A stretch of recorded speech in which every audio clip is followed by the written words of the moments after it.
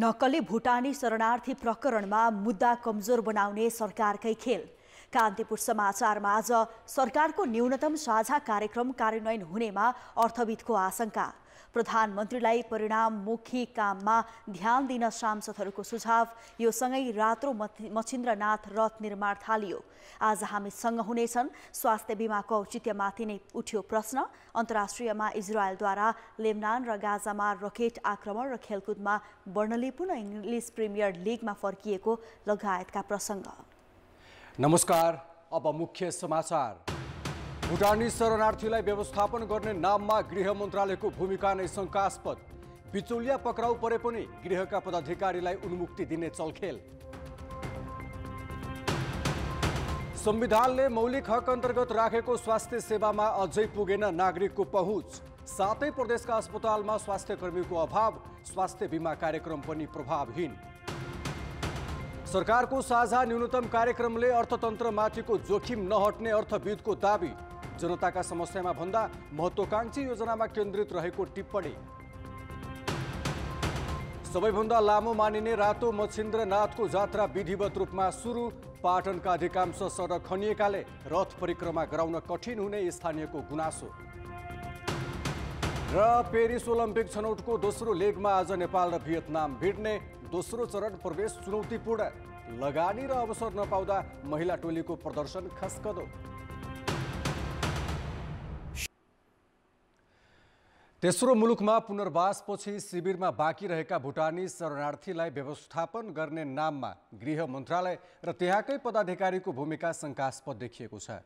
नक्कली शरणार्थी बनाउन बिचौलियाको भूमिका खेल्ने 4 जना पक्राउ परे पनि गृहका तत्कालीन पदाधिकारीलाई भने उन्मुक्ति दिने खेल सुरु भएको छ। राजनीतिक नेतृत्व र बिचौलियाको प्रभावमा परि स्वयं गृह मन्त्रालयले नक्कली शरणार्थीलाई जारी गरेको परिचय पत्र प्रहरी अनुसन्धानबाट सतहमा आएपछि अहिले घटनामा संलग्न भएको सङ्कित राजनीतिक र प्रशासनिक उच्च तहका पदाधिकारीलाई जुगाउने खेल भएको छ। गृह मन्त्रालयबाट नक्कली शरणार्थीको परिचय पत्र पाएकाहरूको यकिन तथ्याङ्क नभए पनि रेगन गुरुङ, राम आचार्य, महेश कार्की, टेक मैनाली लगायतले परिचय पत्र पाइसकेका छन्। उनीहरू वास्तविक भुटानी शरणार्थी नभएको स्रोतको दाबी छ। उपत्यका अपराध अनुसन्धान कार्यालयले नक्कली भुटानी शरणार्थी बनाउन बिचौलियाको भूमिका खेल्ने केशव दुलाल, सानु भण्डारी र टेक गुरुङलाई पक्राउ गरिसकेको छ। पक्राउ परेकाहरूले नक्कली शरणार्थी थप गर्ने क्रममा गृह मन्त्रालयका तर्फबाट संलग्न व्यक्तिको नाम नभन्ने गरी मुद्दा मिलाउन खोजिएको स्रोतको दाबी छ। शरणार्थी समस्या समाधानका लागि भन्दै 2078 जेठ 30मा पूर्व सहसचिव बालकृष्ण पन्थीको नेतृत्वमा बनेको समितिले प्रमाणीकरणमा छुटेको भन्दै 429 जनालाई सूचीमा समावेश गर्न सिफारिस गरेको थियो। त्यसैका आधारमा मन्त्री परिषदले कार्यान्वयन लैजाने निर्णय गरेको भन्दै त्यस सम्बन्धी जानकारी गृह मन्त्रालयले झापा तथा मोरङका जिल्ला प्रशासन कार्यालयलाई परिपत्र गरेको देखिन्छ। त्यसरी थप भएका 429 जना नै नक्कली भएको खुलिसकेको छ। अध्ययन समितिले गठनदेखि सूचीमा नक्कली समावेश गर्दासम्मकोमा काम हुँदा रामबहादुर थापा र बालकृष्ण खाँड गृहमन्त्री थिए भने महेश्वर नेउपाने र टेकनारायण पाण्डे सचिव थिए। पीडित प्रहरीमा पुगेपछि यो प्रकरण बाहिर आएको हो। पीडितको जाहेरीमा भुटानी शरणार्थी बनाएर अमेरिका पठाउने आश्वासनमा 1 जनाबाट 25 देखि 45 लाखसम्म नगदै बुझाइएको उल्लेख छ। पक्राउ परेका 4 जनाबाट तत्कालीन गृहमन्त्री, सचिव र अन्य पदाधिकारीको संलग्नता नखुलाउने गरी सामान्य ठगीमा मुद्दा चलाउने प्रयास भइरहेको स्रोतको दाबी छ। तर यो सङ्गठित र राष्ट्रिय सुरक्षामै प्रभाव पार्ने घटना भएको पूर्व प्रहरी अधिकृत बताउँछन्। जब राज्य संरक्षित अपराधहरू यस किसिमले हुन्छन्, ती सङ्गठित अपराधीहरूलाई यसले बल पुर्याउने गर्दछ। र यही घटनाका सन्दर्भमा पनि यो केवल ठगी मुद्दा मात्रै होइन, यो मानव बेचबिखनसँग सम्बन्धित मुद्दा हो, यो पदीय दुरुपयोगसँग सम्बन्धित मुद्दा हो र यसले चाहिँ तपाईको चाहिँ यो ठुलो सङ्गठित अपराधसँग सम्बन्धित विषयहरू हो। त्यसैले यसको अनुसन्धान गर्नका लागि एउटा चाहिँ ठुलो जाँचबुझ समिति गठन गरेर, न्यायिक छानबिन समिति गठन गरेर, अधिकारप्राप्त न्यायिक समिति, यसलाई जरेसम्म पुगेर यसको अनुसन्धान यदि हामीले गरेनौँ भने यसले चाहिँ हामीले अन्तर्राष्ट्रिय स्तरमै राष्ट्रको बेइज्जती हुन्छ। नेकपा एमालेका सचिव टोपबहादुर रायमाझीका छोराको नाम पनि जोडिएको छ। नेता रायमाझीले स्वयं आरोपीसँग खिचेको तस्बिर पनि सार्वजनिक भएको छ। आफ्नो तर्फबाट वास्तविकता नबुझेर गृहलाई बल पुग्ने काम भएको उनले स्वीकारिसकेका छन्। भुटानी शरणार्थी जस्तो गम्भीर विषयमा गृह मन्त्रालयबाट गरिएको गतिविधि अक्षम्य भएको पूर्व सचिव बताउँछन्। नेसनकै फेलियर जस्तो हो भन्दैछु मैले। गृह मात्र भनिरहेको छैन, गृहले त गर्नु नहुने अक्षम्य नै काम गर्यो त्यो, है, त्यो अपराधै हो। गृह मन्त्रालय र गृह मन्त्रालय अन्तर्गत जिल्ला प्रशासन कार्यालयहरूले यस्तो गर्नु नहुने, त्यस्ताहरूलाई त तत्कालै अहिले इमिडिएटली तिनीहरूलाई चाहिँ हाल्नै पर्छ, जेलभित्रै हाल्नुपर्छ, त्यो तारिक सारिकमा होइन। पक्राउ परेका 4 जनामाथि जिल्ला प्रहरी परिसर काठमाडौँ मार्फत कारवाही अगाडि बढाइएको छ। रकम बुझाएर पनि अमेरिका जान नपाउने भएपछि पीडितले उजुरी दिएपछि भएको अनुसन्धानले कहाँसम्म पुर्याउँछ हेर्न बाँकी नै छ। कान्तिपुर समाचारका लागि झापाबाट रमा दाहाल र क्यामेरामा श्याम श्रेष्ठका साथमा रमेश धमला, काठमाडौँ।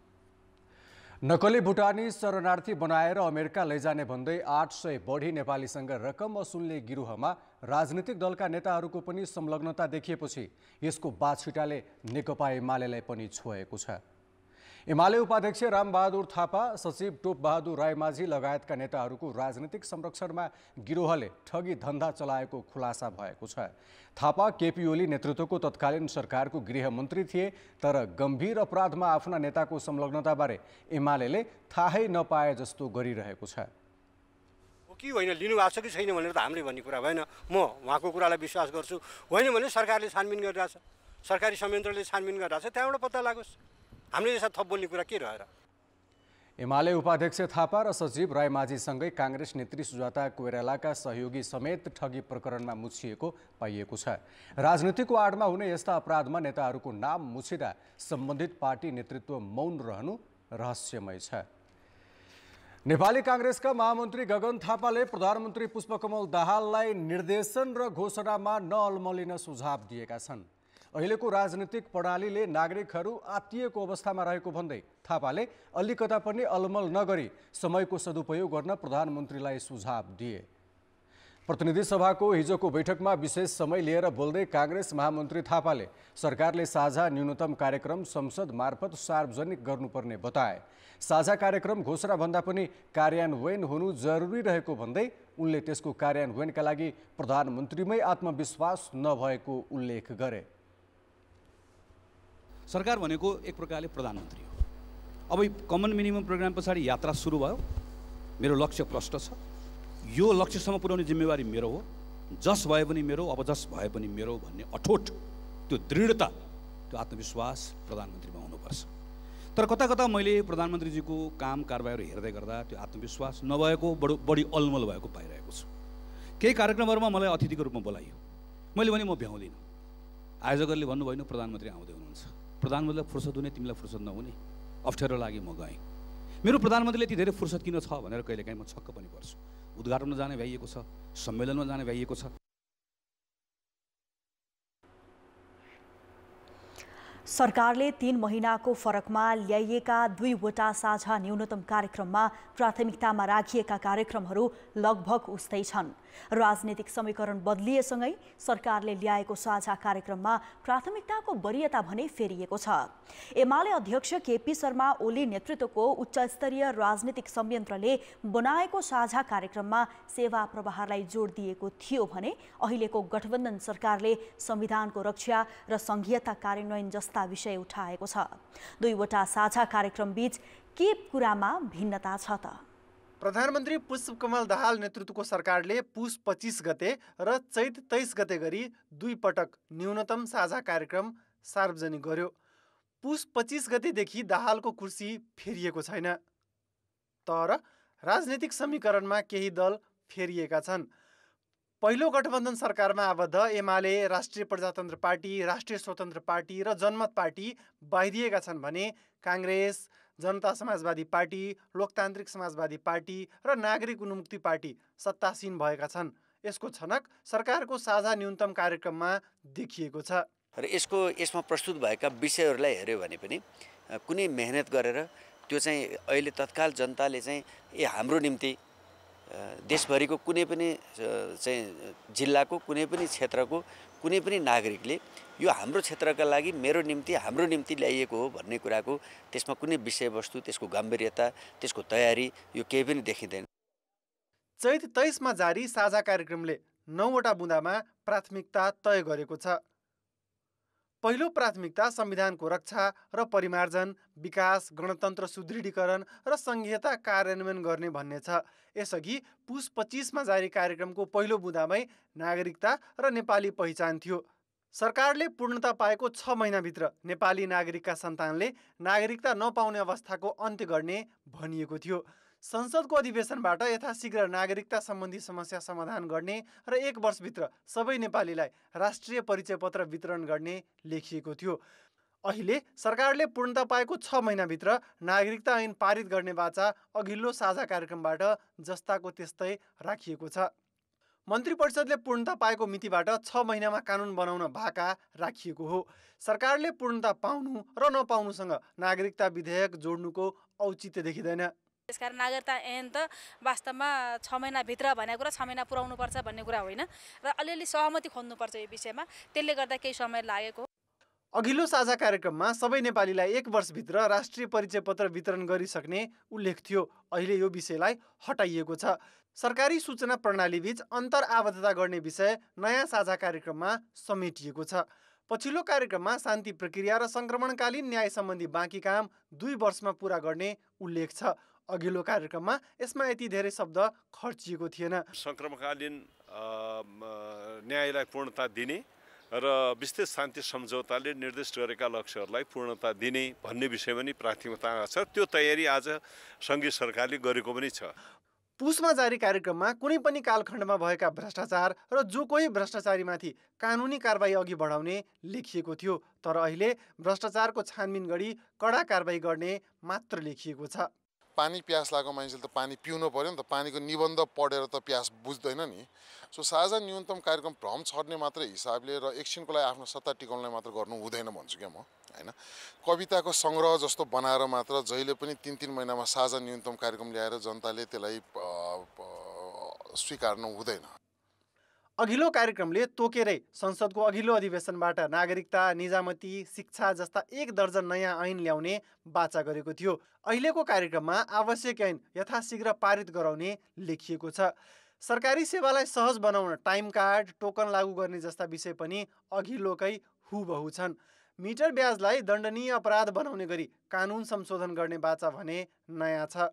कान्तिपुर समाचारका लागि क्यामेरामा विकास जोशीका साथ अञ्जना लामिछाने र जितेन्द्र झा, काठमाडौँ। सरकारले सार्वजनिक गरेको साझा न्यूनतम कार्यक्रममा अर्थतन्त्र तत्काल गतिशील बनाउनेदेखि राजस्व बढाउन कर छली नियन्त्रण तथा बाराको निजगढ विमानस्थल निर्माण गर्ने सम्मका नीति तथा कार्यक्रम परेका छन्।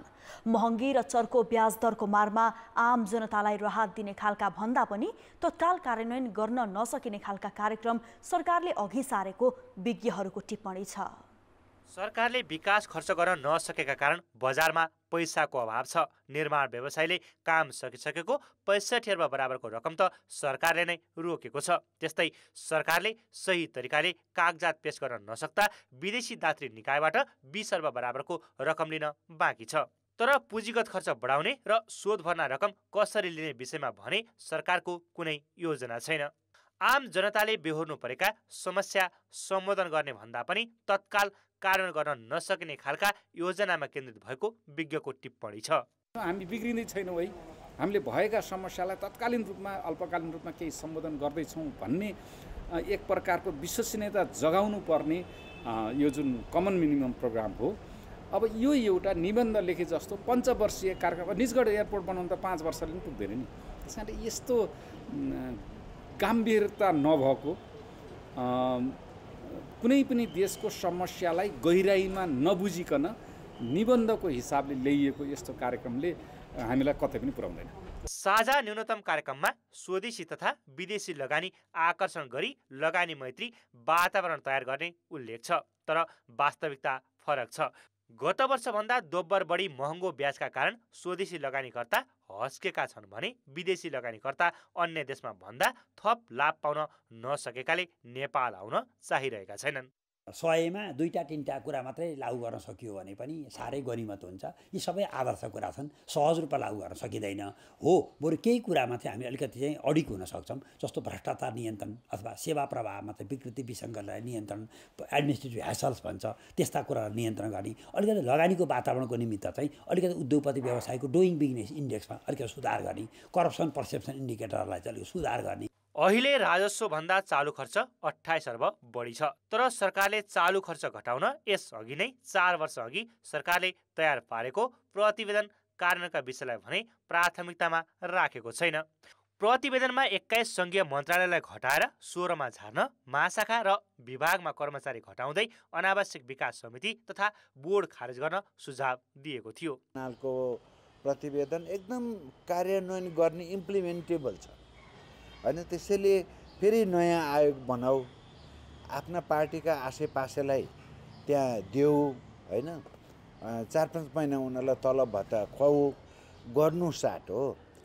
अहिले नै त्यो यो सरकारका जिम्मेवार मान्छेहरू नेपाली काङ्ग्रेस हैन, माओवादी, समाजवादी, जसपा को हुन्, सबै सँगै बसेर दिल्ली खनालले पेश गर्न लाउने। सरकारले जनतालाई महँगीको मारबाट बाहिर निकाल्न सस्तो आपूर्तिसँगै स्वदेशमै उत्पादन बढाउने वातावरण तयार गर्नुपर्छ। वस्तुको माग नभएर निराश भएको निजी क्षेत्रलाई आश्वस्त पार्न सरकारले बजार चलायमान गराउने गरी विकास खर्च बढाउने र चालु खर्च घटाउने नीति तत्काल अवलम्बन गर्नुपर्छ। कान्तिपुर समाचारका लागि क्यामेरामा रूपक कुरेलाका साथमा सुधिल पोखरेल, काठमाडौँ। अब जनताको आवाज हामीले 7 प्रदेशमा सोधेका छौँ। सरकारले दोस्रो पटक ल्याएको न्यूनतम साझा कार्यक्रम तपाईँलाई कस्तो लाग्यो? जनताको आवाज खोकलो नीति र चुनावी एजेन्डा मात्र बनाएको छ। लागू गर्ने भनेर त भन्नुहुन्छ, लागू हुँदै हुन्न। यसले चाहिँ गर्ने व्यवहार एउटा, भाषणमा बोल्ने एउटा। सरकारले गर्छ भन्छ, कहिले गरेको होइन, कहिले पुरा गर्दैन। पहिलो कार्ययोजना नै पुरा भएको छैन, दोस्रो तेस्रो चौथो ल्याएर के गर्ने सरकारले? शिक्षा, रोजगार अनि नीति सबै समावेश भने राम्रो छ। कार्यक्रम लागू हुनु पर्यो। एकदमै ठीक लाग्यो। लोकतन्त्रको रक्षा, संविधानको रक्षा अनि अर्थनीति अर्थका कुराहरू, देशलाई आर्थिक समृद्धितर्फ अगाडि बढाउने कुराहरू एकदमै राम्रा कुराहरू छन्। कागजी हिसाबले त राम्रो छ, अब कार्यान्वयन कस्तो हुन्छ त्यो हेर्नुपर्ने हो। सीमा पनि अब जाँदाखेरि कति फर्मालिटिजहरू पुरा गर्नुपर्ने हुन्छ। यो जनतामा पुग्नु पर्यो के, यो कागजमा सीमित नहुनु पर्यो। अधिकांश पुराना कार्यक्रमहरू नै देखाइरहेको छ। द्वन्द्व निवारणका कुराहरू छन्, सब हरेक चिज हेर्दाखेरि असाध्यै राम्रा छन् र महत्त्वपूर्ण छन्। भ्रष्टाचार गर्नेहरूलाई छानबिन गरी कडा कारबाही गर्ने यिनी विषयहरू चाहिँ मलाई राम्रै लाग्यो। कार्यान्वयन भएको पक्षमा मात्रै राम्रो हो। सरकारले चाहिँ जनतालाई एउटा भुलाउने मेलो मात्रै गरेको हो कि?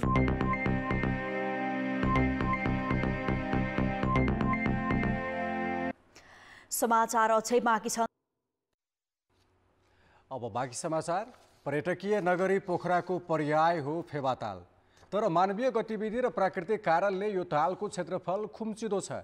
ताल संरक्षणमा भएको प्रयास अनि पोखराको पर्यटकीय गतिविधिको पछिल्लो अवस्थाबारे जानकारी दिन हाम्रा संवाददाता ऋषिकान्त पौडेल यति बेला हामीसँग प्रत्यक्ष सम्पर्कमा जोडिएका छन्।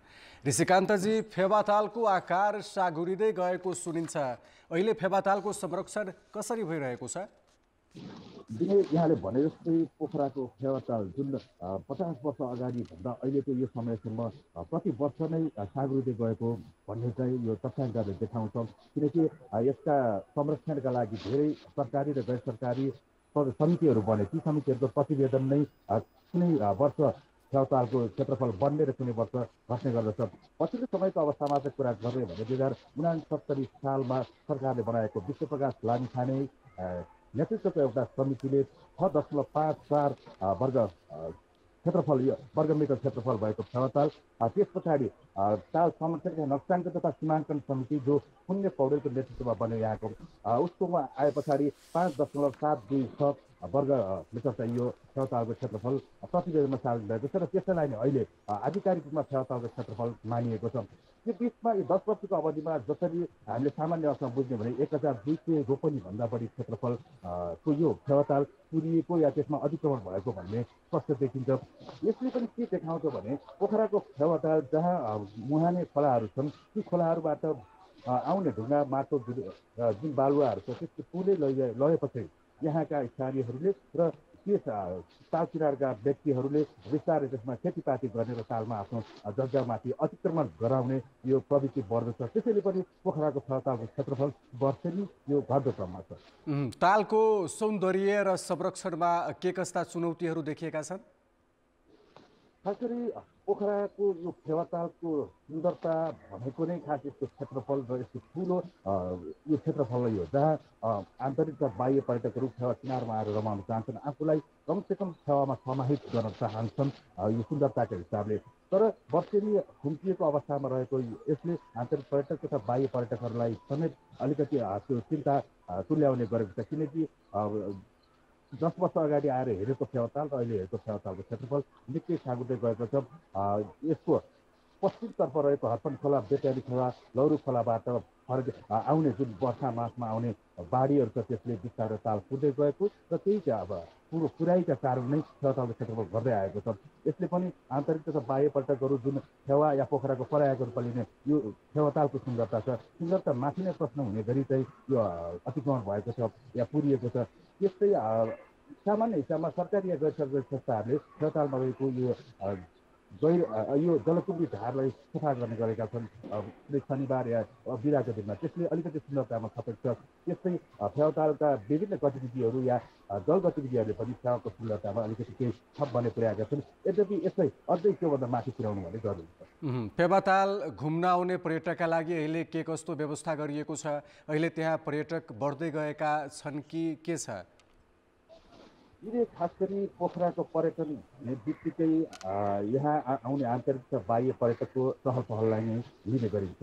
अहिले यो सिजन हो, पर्यटकीय सिजन हो, तर पनि उल्लेख्य मात्रामा छैनन्। सामान्य रूपमा हामी एउटा तथ्याङ्क लिन सक्छौँ कि व्यवसायीहरूबाट तथ्याङ्क लिँदा यसभन्दा अगाडि विगतका वर्षहरूमा जति बेला कोभिडभन्दा अगाडि थियो त्यति बेला यो समयमा 80% होटलको अकुपेन्सी रहन्थ्यो, तर अहिले 20% पनि पुग्न मुस्किल छ भनेर व्यवसायीहरू भन्छन्।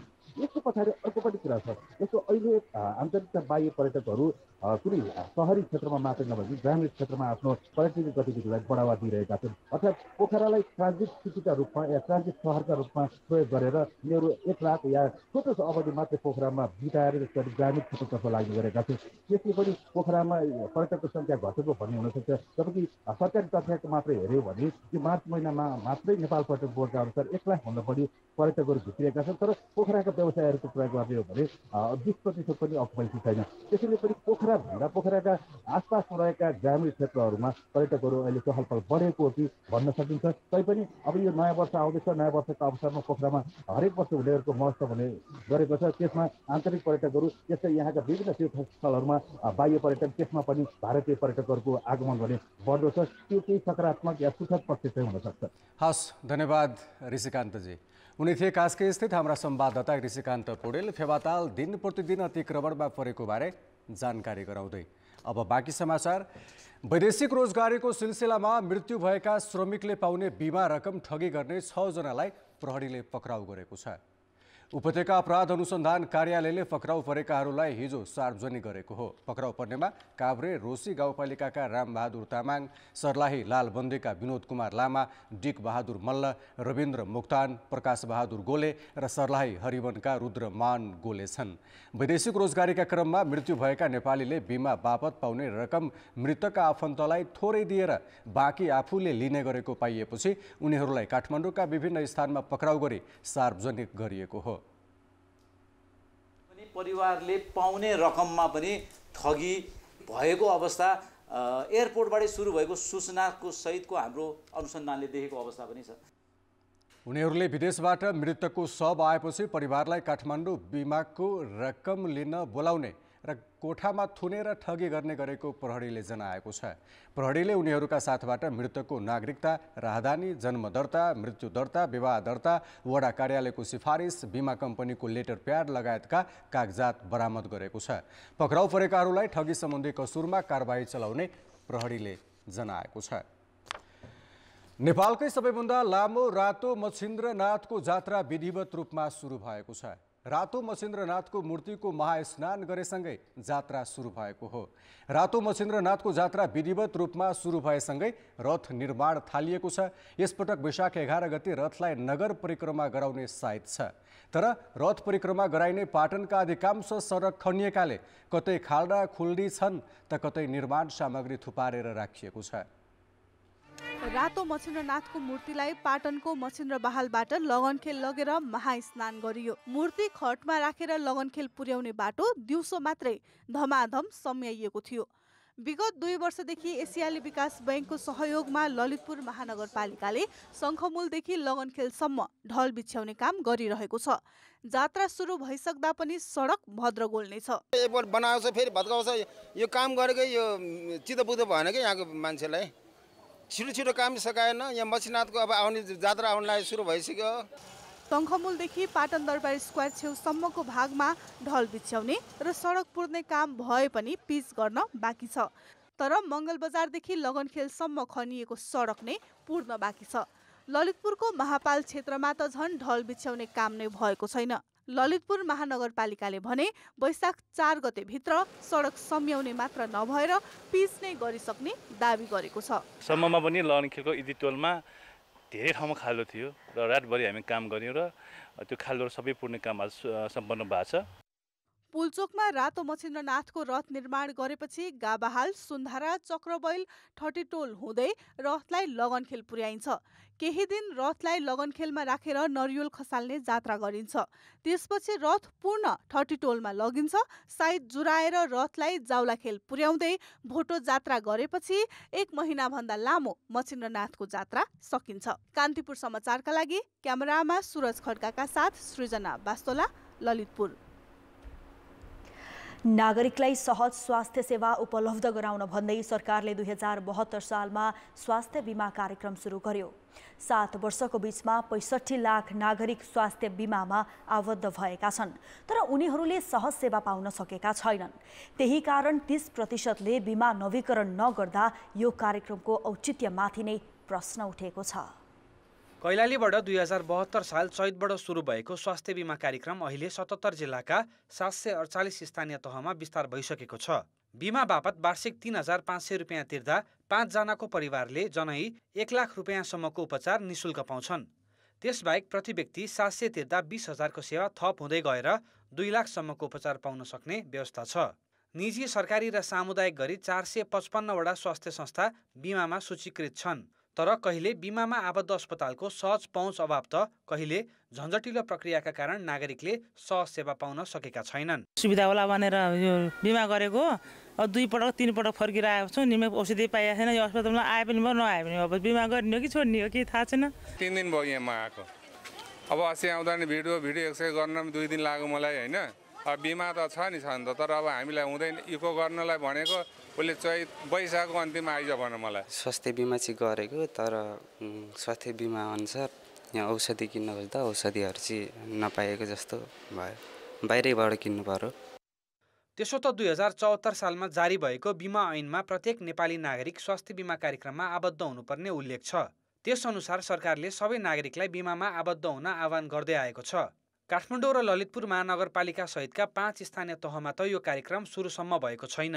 भएको स्थानीय तहको सेवा प्रभावकारी नहुँदा नागरिक उत्साहित हुन सकेका छैनन्। अहिलेसम्म 65 लाख नागरिक यो कार्यक्रममा आबद्ध भएकोमा 30%ले नवीकरण नै गरेका छैनन्। त्यति मात्र होइन, स्वास्थ्य बीमा बोर्डमा स्थायी दरबन्दीको संरचना समेत छैन।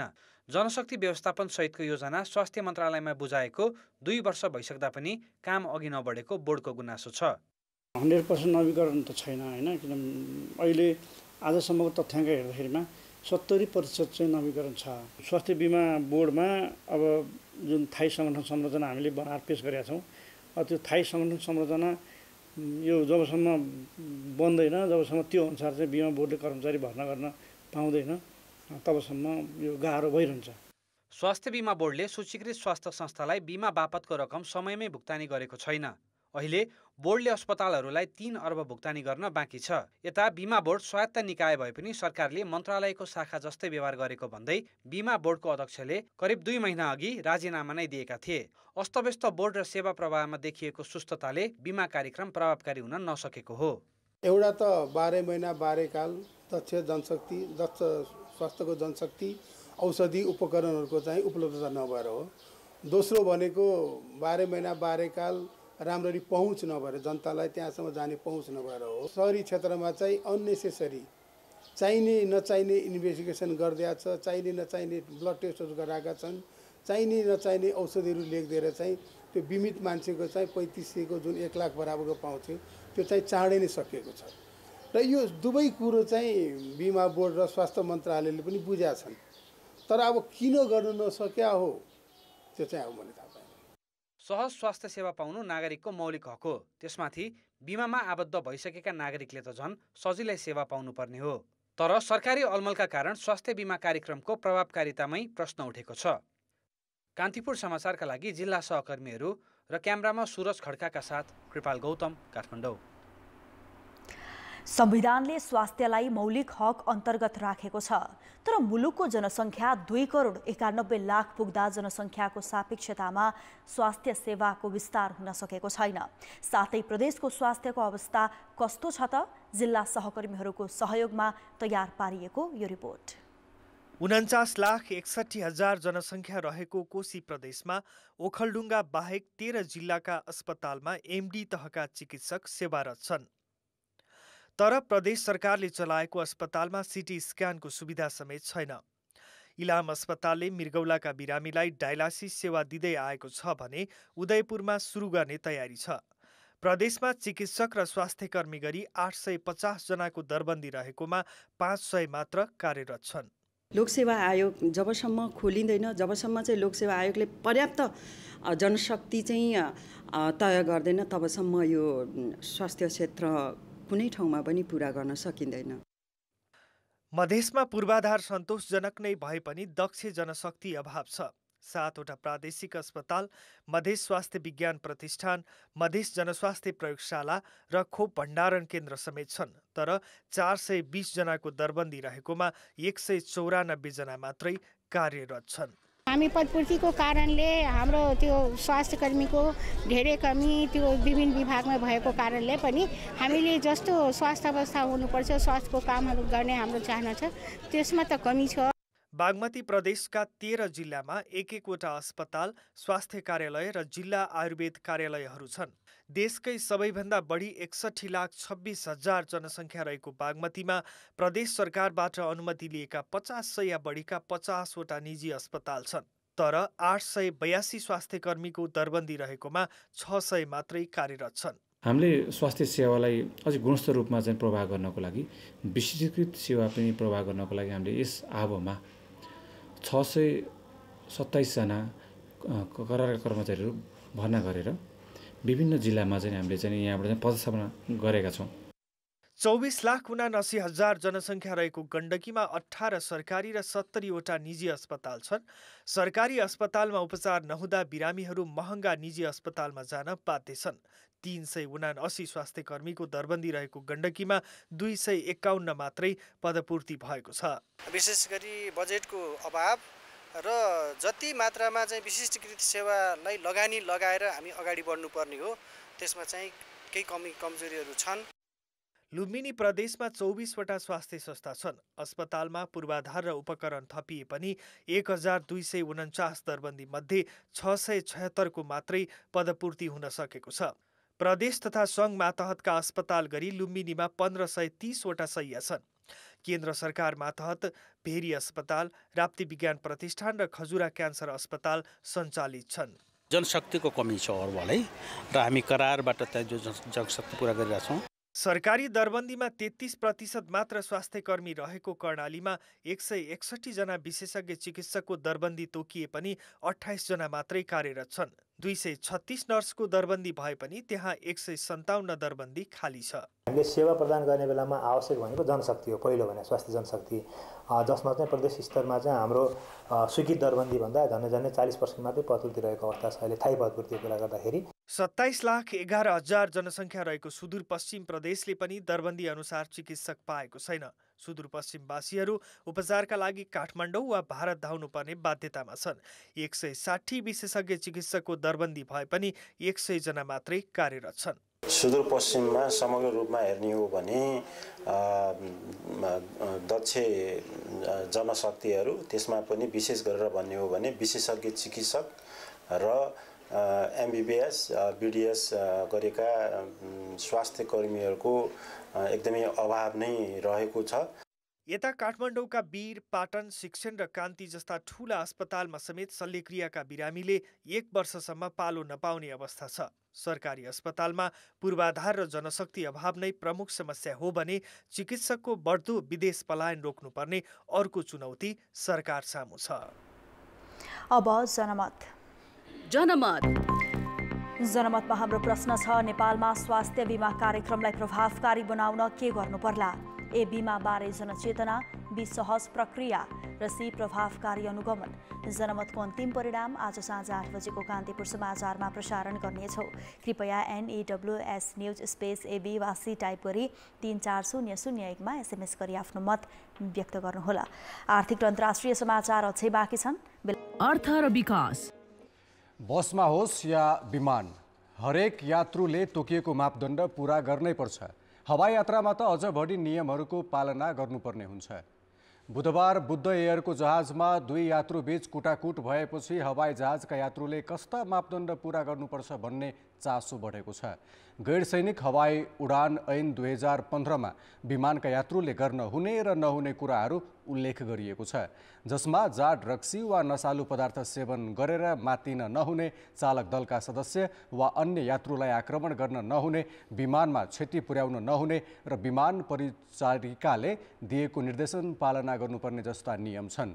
तोकिएको नियम पालना नगरेमा चालकको निर्देशनमा बाँधेर राख्न सक्ने सम्मको कानुनी व्यवस्था छ। गर्नु भनेको यो सेफ्टी भन्दा पनि यसले सेक्युरिटीसँग बढी असर गर्ने भएकोले गर्दा विमानस्थलले र विमानस्थलमा भएको कुनै तपाईँको चाहिँ झैझगडा र त्यस्तो कुराकोमा विमानस्थल सेक्युरिटी अनुसार चाहिँ तपाईँको कारबाही हुन्छ र एयरलाइन्स अथवा जहाजभित्र भएको कुनै त्यस्तो किसिमको छ भनेपछि सामान्य खालकोलाई चाहिँ हामी एयरलाइन्सको तपाईँको सेक्युरिटी प्रोग्राम अनुसार हुन्छ र अलिकति तपाईँको सिरियस खालकोलाई चाहिँ हामी गैर सैनिक हवाई उडान ऐन 2015 अनुसार चाहिँ कारबाही हुन्छ। मानसिक सन्तुलन गुमाएका र डाक्टरको सल्लाहमा औषधि सेवन गर्नेका साथमा एकजना सहयोगी बिना यात्रा गर्न दिइँदैन। यात्रुले तोकिएको मापदण्ड पूरा नगरे गैर सैनिक हवाई उडान ऐन 2015 बमोजिम कारबाही हुने ऐनमा व्यवस्था छ।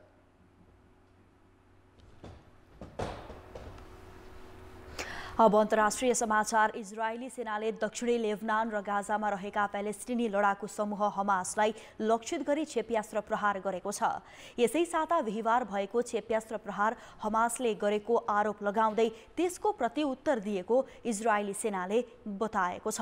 प्यालेस्टिनी लडाकु समूह हमासले दक्षिणी लेबनानबाट उत्तरी इजरायलमा 30 भन्दा बढी क्षेप्यास्त्र प्रहार गरेको इजरायली सेनाले आरोप लगाएको छ। 34 वटा क्षेप्यास्त्र प्रहार गरिएकोमा धेरै जसो क्षेप्यास्त्र आकाशमै ध्वस्त पारिएको, तर 6 वटा क्षेप्यास्त्र भने इजरायली क्षेत्रभित्रै खसेको र त्यसले भवनहरूमा क्षति पुगेको सेनाको भनाइ छ।